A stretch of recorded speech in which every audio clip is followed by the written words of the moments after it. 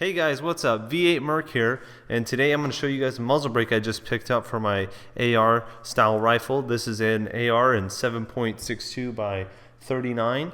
I picked up a muzzle brake because I thought that I would, reduce the recoil impulse of it, and it's not something that's necessary, but it's one of those little extra things that some people like, and I thought I'd give it a try. I've never actually bought a muzzle brake for a rifle. This was my first muzzle brake purchase, and I'm very happy with it.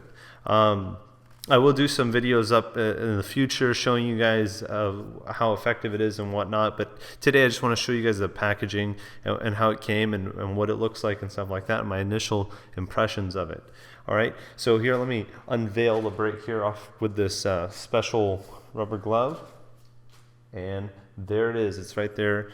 Right there in the bottom. The dimensions of it are roughly about, I think, 2 inches wide and about 2 3/4 inches long. It's fairly big. It's not a standard tactical style muzzle brake. It's not something you would use on a tactical rifle. It's more of a bench rest rifle. Probably you'll find these on bolt guns. But for those of you guys who have not recognized what it is yet, this is a JP Enterprises Recoil Eliminator. It's been known not to be on AR rifles or, like on tactical rifles, but usually they're found on bolt action rifles, big bore bolt action rifles. Now, this is the packaging that it came in right here. Just a little plastic box, kind of. It came with a brake, obviously, a crush washer, and some earplugs, and that's about it, and some instructions as well. And earplugs are in there, and I got my old flash hider in there with along with the crush washer, the old crush washer, and something else. Now, for my particular rifle, because the threading on this is 1/2 by 36, it's not a standard thread pitch. I think you'll find those on 9mm uppers. So I had to get a thread adapter, and I found one for it was a half by 36 to 5/8 by 24, which is the AR-10 style thread pitch and pattern. This brake right here is actually for the AR-10, and that's the only one that came with a 5/8 by 24, and also that had the correct diameter profile. This is a 0.75 inch profile. It's this one here is black oxide finish, and although it's not I was going to hold off on saying this, but I'll just say it now. It's not the finish I really expected. I expected a more darker, deeper finish. If I take this out in the sunlight, you can see that it's kind of a purplish. It has a purple tint to it, and even right now I can see a purple to it. I'm not too unhappy about it, but it kind of does bug me a little bit. But I'm not too bugged. I'm not insanely bugged by it where I'm going to send it back or anything like that. They could have done a better job, I think, on the finish in that sense. But overall, the welds on it, because it's fully hand welded, I believe it's TIG welded together, all the welds and everything are beautiful. It's really nice. And in the front here, it says JP Enterprise in the front. I'll roll in a still image and you guys can check that out.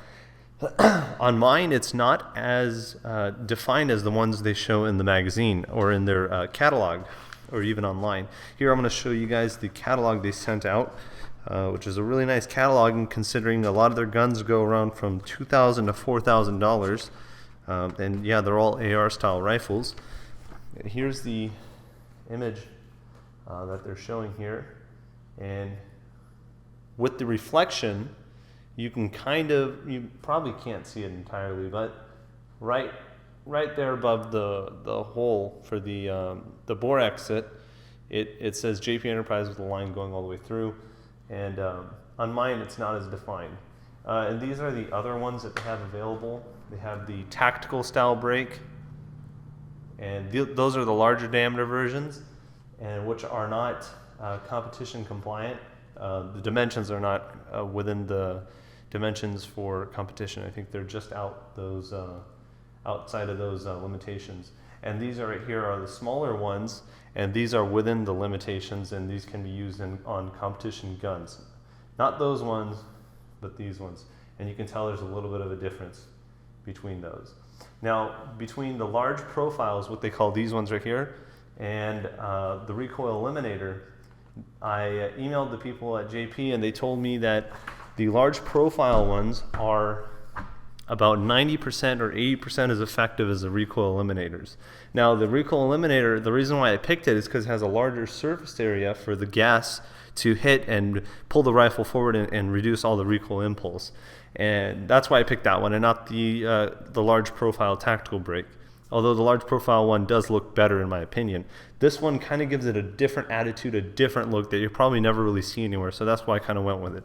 I really don't mind the looks of it. I think it's kind of, because it's different, it makes it kind of cool. It's its own kind of unique coolness.